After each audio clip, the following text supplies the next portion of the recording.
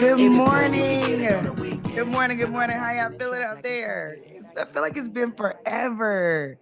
Maybe because I was in one week and out the next week, then in another week and out the next week. So it just feels like it's been a long time since I talked to y'all.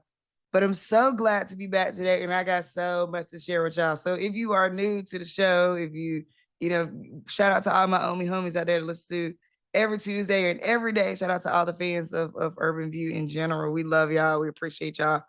So a lot going on in the world. So we always got a lot to cover. It's only time between set, but for this first 20 minutes of the show. And I got so much to tell y'all about my trip to Cannes.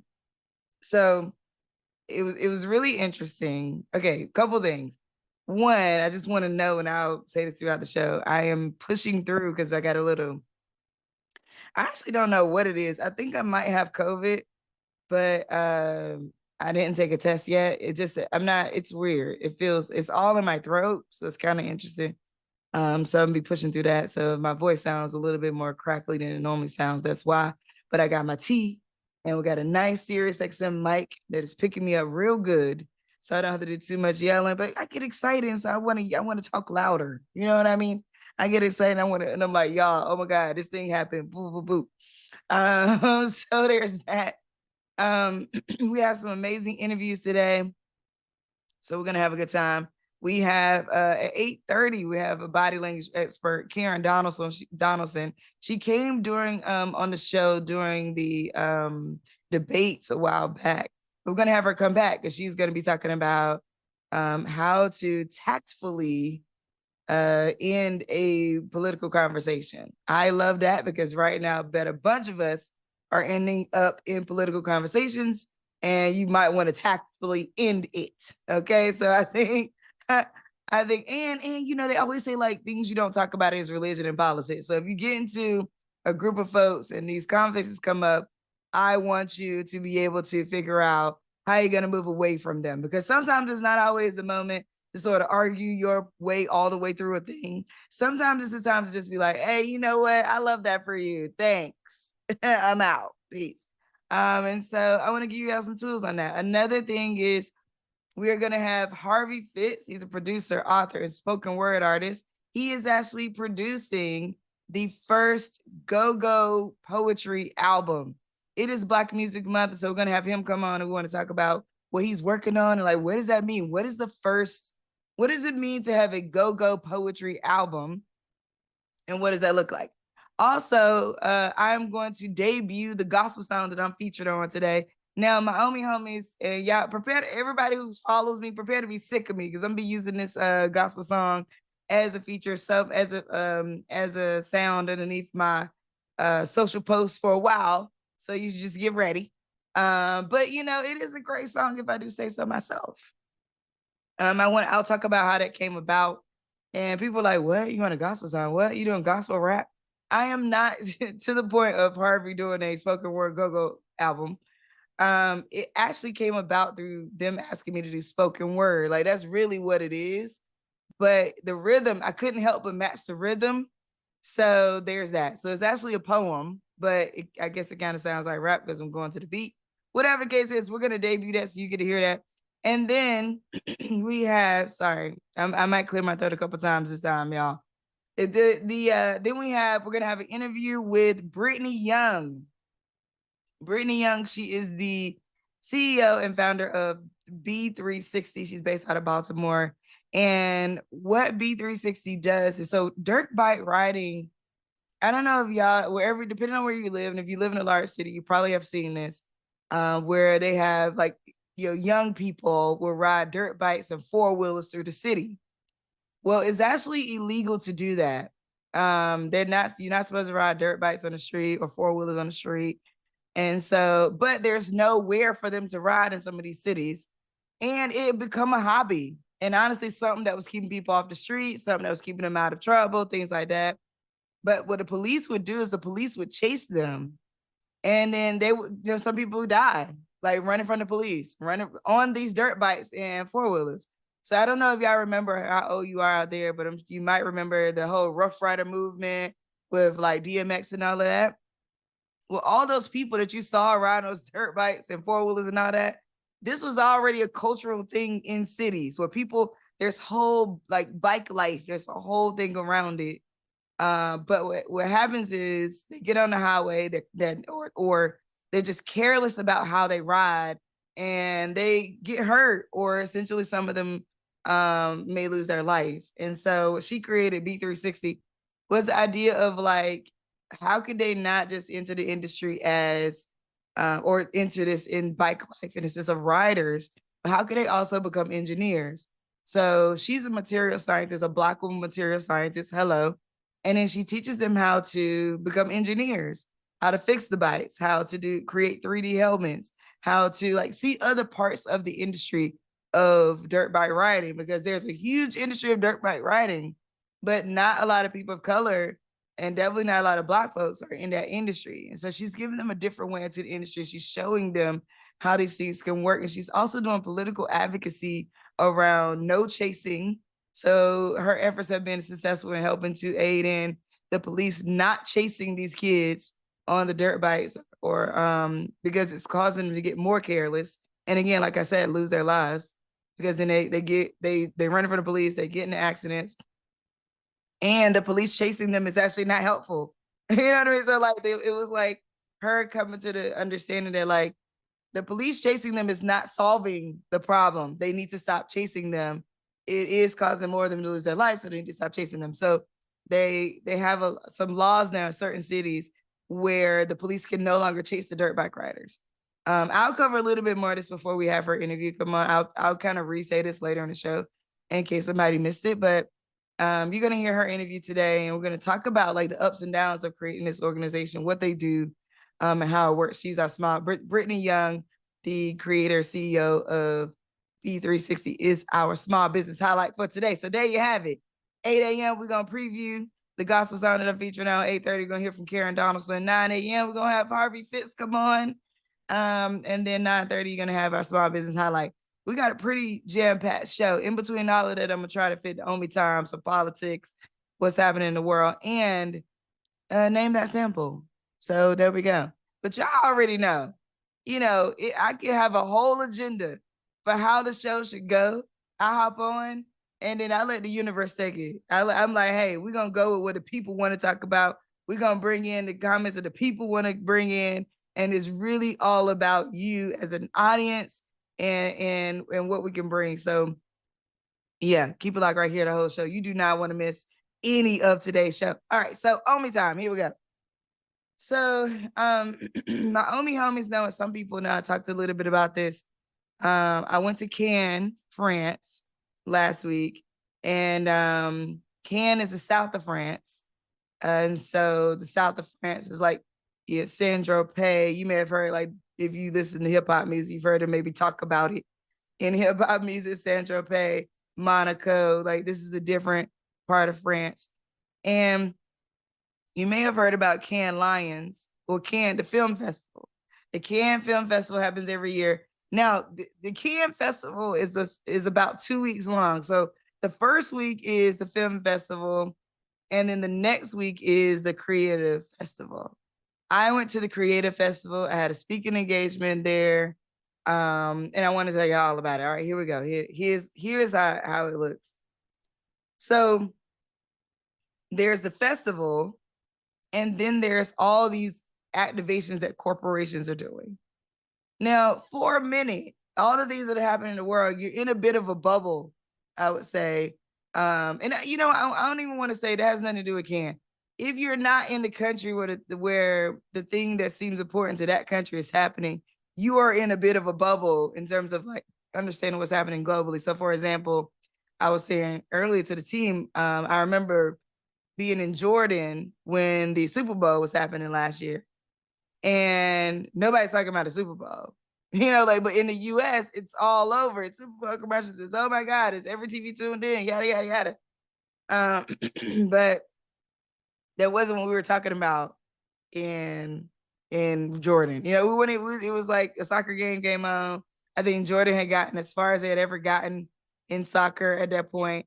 And so there was a rally full of people all outside in the middle of like a big like shopping area on a big screen TVs, like watching the soccer game, right? And then everybody just kind of, they lost, and then everybody just kind of like went back to their rooms or homes or whatever, right? So like that was like the most important thing that was happening, and aside from war, right? Like, and we weren't heavily talking about war at that time, but I'm saying all that to say, you know, that's a different, you're in a different place. You're not thinking about what's happening in other countries sometimes. So I empower and encourage people to be global citizens as much as possible and to read different versions of the news if you can. If you can, search different newspapers to read on what's happening in different places. Like I was supposed to go to Israel and I'm gonna get back to Ken. I was supposed to go to Israel in July. And I'll say more about that in a minute.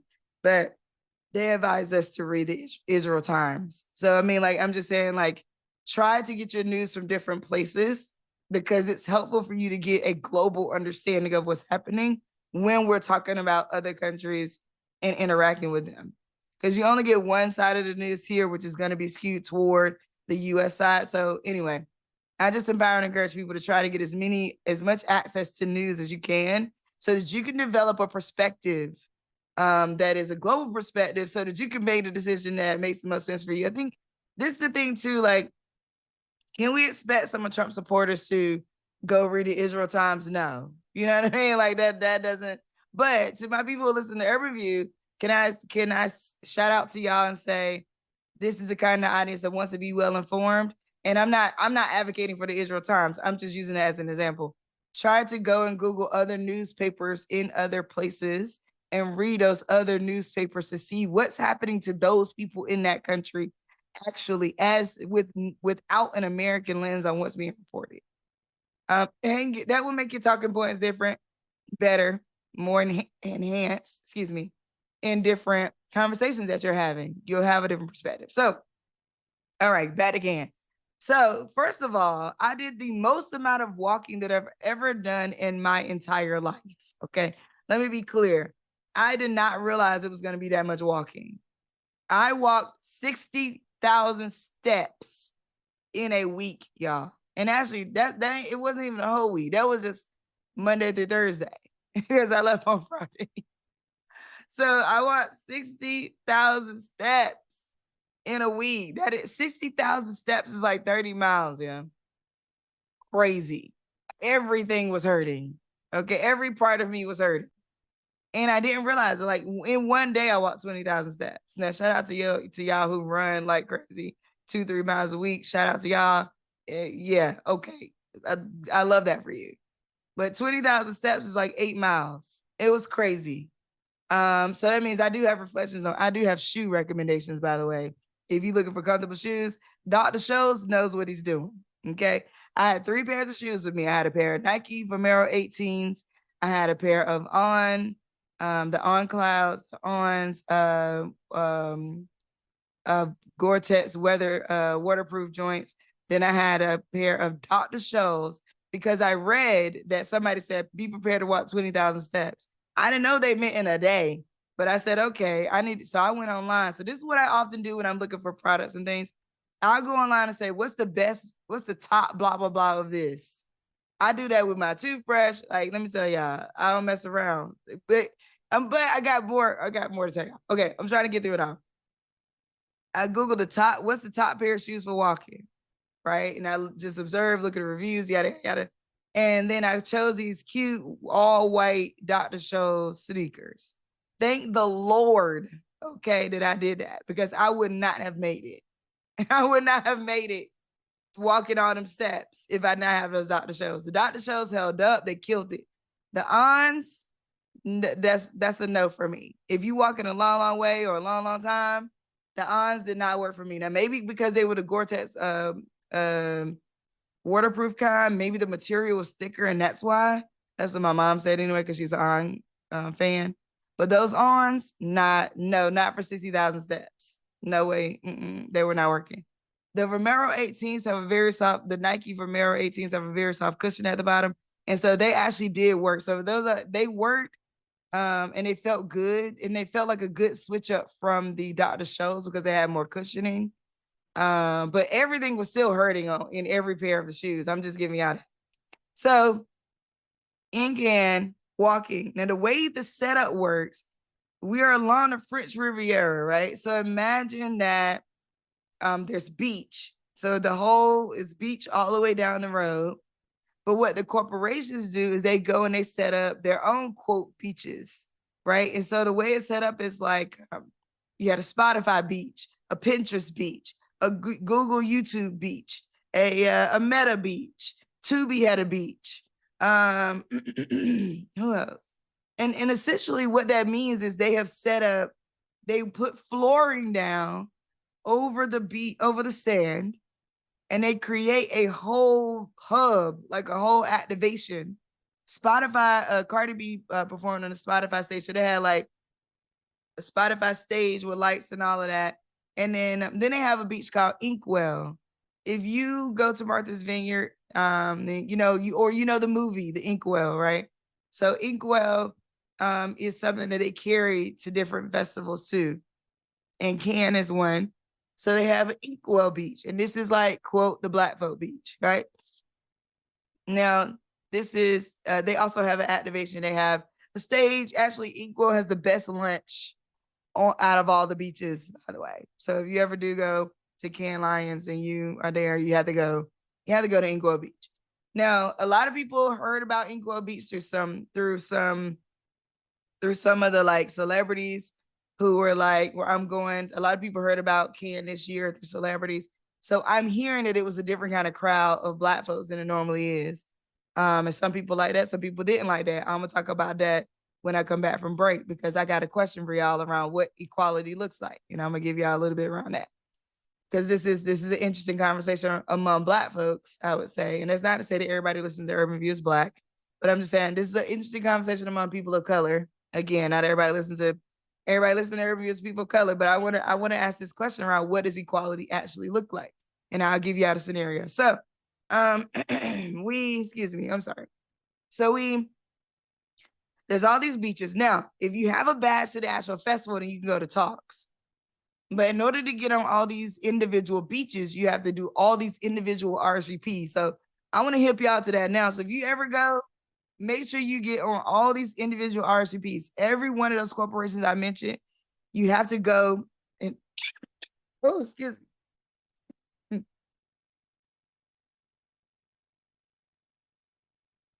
Oh, sorry about that. Oh, I got caught.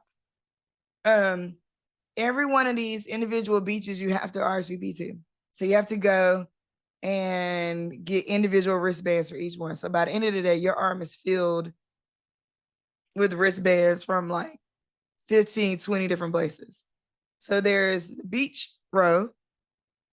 Then there is a yacht, a row of yachts. And the row of yachts is also private and exclusive. So you got to have an RSVP or you got to be on a list to get onto the yachts. Now, the yachts are too fancy. They don't give you wristbands to get onto the yacht. That's not a thing. You might have wristbands to get onto the beach, but on the yacht, you just got to be on a list. There was a, what I say, quote unquote, Black people yacht, which is called Harbor View. Harbor View is a Black woman run VC firm. They're a great group of folks. In fact, I'll find the website and give it to y'all. They just struck a partnership with Issa Rae. And so I went to a panel where Issa was speaking. There's celebrities everywhere. So I mean, if you're enamored by that kind of thing, then okay. But there's celebrities everywhere at the festival.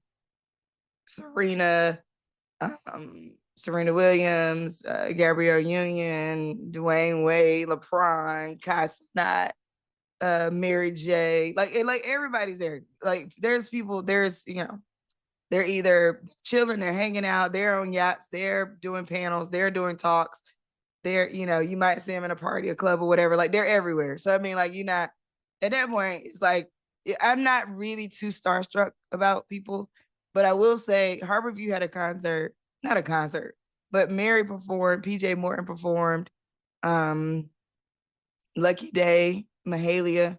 I was there when Mary J performed and it was amazing. I'll be honest. Like it was amazing because we're on a yacht in the south of France and I'm like 5 steps away from Mary J performing. It's breezy. all love. Like it was an amazing, amazing moment. But I gotta go to break. When I come back, I want to tell y'all a little bit more about what wealth looks like, because that's what I'm getting to. It was the difference between the way the Black wealthy people were moving and the way the non-melanated people, wealthy people were moving.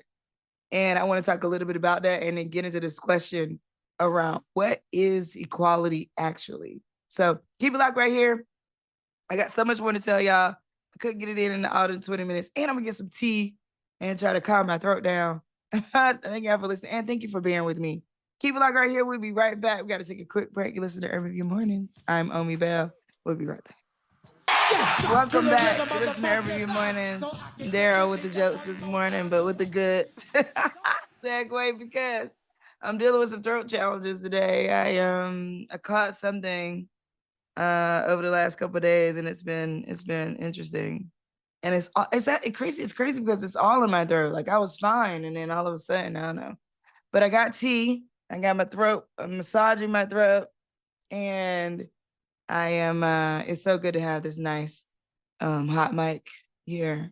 I have this nice mic that is good at picking up lots of sound, so I don't have to do too much yelling. But when I get excited, I be yelling. You know? All right, okay. I'm gonna stay calm. All right. So before the break, I was telling y'all about my trip to Cannes, to the south of France, to Cannes Lions. And I was just giving y'all a rundown of how it works. So you got a row of beach, and the row of beach has all these different corporations that have created what they essentially call their own beach: Spotify Beach, Pinterest Beach, which Pinterest Beach's name was like Manifest Beach. Then across from the beaches, you have hotels. So you had like the Carlton was like one of those spots where wealthy people would kick it, or you got, it was interesting. I'm gonna tell y'all about that. Then Hotel Martinez was like a main spot too. And at Hotel Martinez, you had the FQ activation, female quotient. So the female quotient, they go from conference to conference and they set up these lounges. And these lounges are for women. So it's like, and what the creator of female quotient figured out is that at all these conferences, just that at these conferences, women were in the minority and weren't feeling welcome. So she created these lounges. And so the one thing I would say about the female quotient lounge is landing. So I partner with them for CES every year. And so I think being in the US and going to the lounge, I was like, okay, I love what she's doing and it's great. But being out of the country and knowing that the lounge was there brought me a sense of comfort. And then it dawned on me even deeper. Like I knew why she was doing this, but it dawned on me deeper. Like, oh, this is why she's doing this. Here I am. I'm solo traveling. I'm in the south of France. I don't know anybody like that. I mean, I have friends that went to that and people that I found that I didn't know was there. But I mean, ultimately, I'm just saying, like, initially, my thought is I'm going. I don't know anybody. I'm landing there. I'm a speaker, and I have a festival badge, but I'm kind of going to be floating by myself a little bit. I felt like I could go to the female quotient lounge. I'm like, I know that's one place I can go. I know I can go there. It's going to be welcoming. It's going to be people that I can network there. I'm going to meet friends, people that are going to be serious about following up. I knew that I can go there. Now, interestingly enough, I didn't necessarily, anyway. All right, so let's talk about it. So there's Inkwell Beach, which is typically like I said, for Black folks, or in the same kind of notion that female quotient was building in. Like, hey, there needs to be a space for women. They're also been like, hey, there needs to be a space for people of color and Black folks and some of this stuff. All right. Then there's the yacht row. In the yacht row, you have to be on a list to get onto certain yachts, or know people. And I did get to go onto a couple of yachts, and it was a great time. Met some really amazing folks. Excited to follow up people that I'm back. All right. Let's talk about wealth. So I noticed that in conversation. So to be honest, I observed a lot. I have a friend who is also a fellow investor, and she lives between DC and London. In conversation, we were walking through and stuff like that. We would start talking. I noticed how people changed every time she would say, they're like, oh, where are you based? And then she would say, oh yeah, well, I'm between DC and London. When she said I'm between DC and London, immediately people shifted. It was almost like oh, like this is somebody, or like, and she is somebody. But I'm just saying that, like, it created a whole different tone of how they would talk to her, how they would start acting or being. It was really intriguing for me to watch. And then I noticed that like her talking to, because I mean, I was talking to different people, but I noticed her talking to like Black people that were wealthy or maybe as wealthy as her, and white people who were wealthy, whatever, and maybe as wealthy or more wealthy than her. I noticed the difference in between them too. When she would say something like that to Black folks that were wealthy, they would make her prove herself in the conversation. And by that, what I mean is they would start asking questions about that were kind of like, do you have this or not have this kind of questions. Oh, well, what do you do? Where? Okay, well, how does that work? Or do you da? Oh, well, like, oh yeah, because I do this, and then I that, and then you do that, and then where does that happen at? And then you talk to these people. Oh, because oh, do you know such over there? Because I know such a, and it was really interesting. But with the white folks, it would just be like, oh, okay, you like this wine, like, and I don't, and I want to share the difference in between the two because the difference between the two was the idea of, you know, do you supposed to be in this space with me? I worked so hard to get in this space. It's something. I think we got to throw the idea of crabs in a barrel out because it's not that. There is not that. It's not crabs in a barrel. I know that's the language we want to use and put everything under that. It's not that. Same thing with imposter syndrome. We got to throw imposter syndrome out because there's something else happening that is slightly different from that. It wasn't, it was that I feel, this is my interpretation of it. I feel that the Black person in the space felt like I've been holding it down here for so long, and I want to make sure that you coming in here in the right quote right way, right? There's that. Or and the white person just didn't give a fuck. Excuse my language. They just didn't care. They didn't care whether or not you were real or fake because they knew they weren't about to give you any resources. As people of color, when we see you, we're thinking about giving you resources. We're thinking about joining with you. We're thinking about banding together. And again, neither one of these are good or bad. And I know that the way I'm saying it may sound like one is better than the other. It's not. It just is. And it's just a fact of existence that we just need to face and say that's just how it works. Is that we are thinking, can you damage me or help me? Or is your reputation good in here? Your reputation may be good wherever you at, but is your reputation good in here? And we are kind of vetting each other out all the time for that because we know that we're going to be judged by everybody in this room. I mean, meaning like I might be judged off of your behavior, so I need to know who you are exactly, right? Like, and so I might be judged by, you know, that. So it's just an interesting thought, right? Like that's why I said we got to throw out crabs in a barrel at certain levels because it's not crabs in a barrel. It's literally like you could impact me in this space. So I'm trying to figure out who you are, and know who you are. So the person of color who's asking all these questions is trying to get down to the depths of like, if somebody comes up to me thinking that you my sister just because we Black in here, like, would I be okay with that? You know what I mean? Like, again, it's not neither good or bad. It just is. But you know, that's not something that people who are non-melanated have to actually think about, right? Like they are just in a place of acceptance in some instances when they're in among majority of them. And so they're not thinking about having to vouch for you in any way. They're not thinking about having to give you anything in any way. They're not thinking about having to share with you other than sharing space and food and time and wine and, you know, like that kind of thing. But it's not a, there's no grounding between us in that way per se, other than just humanity. And there's other things that have to happen between us as people of color. So that's how I take it. I wasn't offended by it, but I take it as like, oh, after I gave some, at first I was kind of like, why are you asking her all that? Like we done met multiple people, nobody's asking these questions you're asking, right? Like I did think that. Another thing, there's something past imposter syndrome because wealth has a look and feel to it.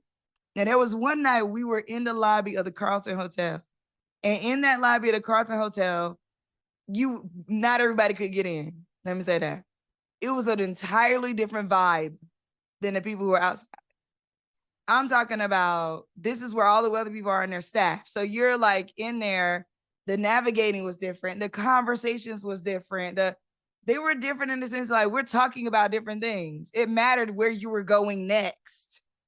Like, okay, where are you going after this? Oh, I'm going to Austria. Oh, I'm going to Portugal. Or I'm going back to LA. You know what I'm saying? Like, but that caused people to recognize you in a different way. And it was just, I'm so intrigued by stuff like this. Is why I'm sharing it with y'all. because wealth not only has a dollar amount to it, it has a look and a feel.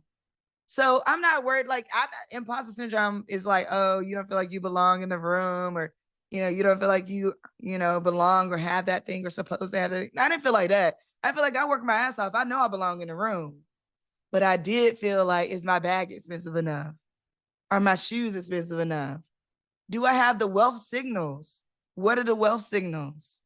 The wealth signals are actually really simple, y'all. Okay, I'm gonna tell them. Here are the keys. Signals of wealth are really simple, and a lot of it is choice, and a lot of it's choice. Let me say that. So, and it's choice because you can, meaning like, okay, here we go. Wealth signals. Your necklace. Okay, now not just any necklace. Do you have a Tiffany necklace? Do you have a diamond necklace that is situated in a certain way, right? Like, your necklace, your bracelet, and your watch. Now, men know this very well because men, people are looking at your watch. Your watch, but even for women, your watch. But I mean, if you have an Apple Watch with a nice band, if you do have an Apple Watch, the band matters, okay? And then not to say that like people are like, oh, look at your watch band. These are unspoken things. Everything I'm telling you right now is unspoken. Your necklace matters, your bracelets matter, your watch matters, your shoes matter, your bag matters, the quality of the fabric you're wearing matters, the construction of your shirt matters. Meaning like, yes, you can buy just any shirt, but the construction of your shirt matters. Or the construction of the clothing matters. So there's a material, there's a construction of it. And what I mean by that is the way the collar's set, the way you have pleats, the way the thing you're wearing is pleated, whether or not it's tailored. But like, these are signals where that get you past a certain point in conversation. Because immediately, if you know, you know. And it's if you know, you know. Now you know, because I'm telling y'all. Now, you may have no interest in any of this, and that's fine. I'm just letting y'all know that we are signaling to the people that we bring into our networks. This also made me think about dating, because I realized like I'm not signaling to the man that I want. And that mind blowing. Hello. Okay. Now I know we gonna get into politics, y'all. I know. I'm just sharing with y'all these like wealth tips and things that I saw where I was like, oh wow, okay. That's how they roll. Like, that's how this is going. All right. So let me get to this question. By the way, if you had any experience with signaling wealth, or if you have observed other people and you're like, they're not supposed to be here. Now, granted, this could be happening in multiple different ways. I'm just telling y'all the wealth signals, but this could also be something that's happening with you, like when you take your kid to school and your kid is dealing with, whether or not they fit in. It could be you going to different mom groups. Jack and Jill, hello. If you're part of Jack and Jill, you know exactly what I'm talking about. 866-801-8255. I'm opening up the phone lines on this. 866-801-8255. Have you been in spaces where you felt like you knew the signals or didn't know the signals? These are unspoken rules of space. Unspoken rules of space. What are some of the unspoken rules of spaces that you've seen? 866-801-8255. You can also disagree with me. If you're like, you don't got to do all that. I'm cool with that too. 866-801-8255. But I'm telling y'all, from the rooms I'm in, I'm bringing y'all back the unspoken rules, okay?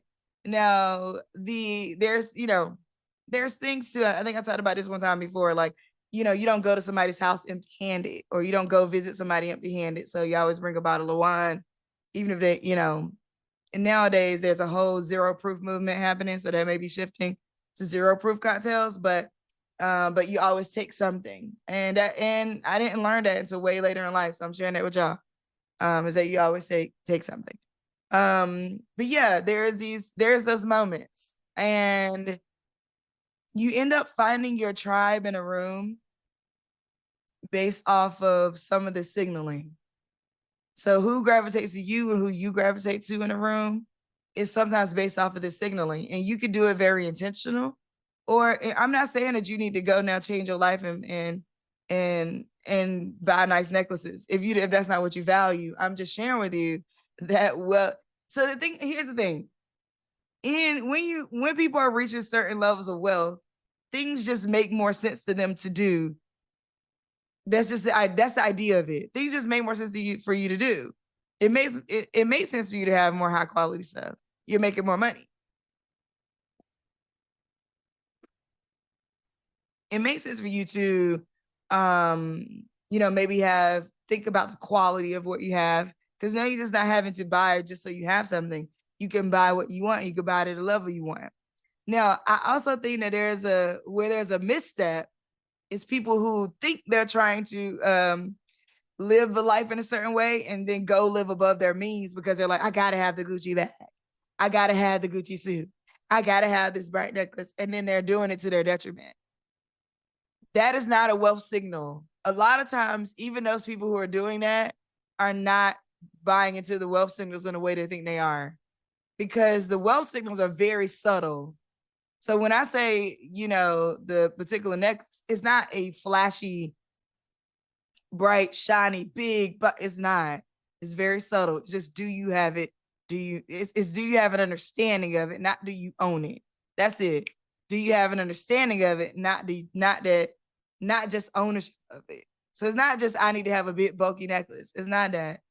Because that's real flashy. A lot of times, like, wealth is not super flashy. I mean, we see that in pop culture where people would do that. And I would argue that they're popping out for images and videos and pictures with that. But,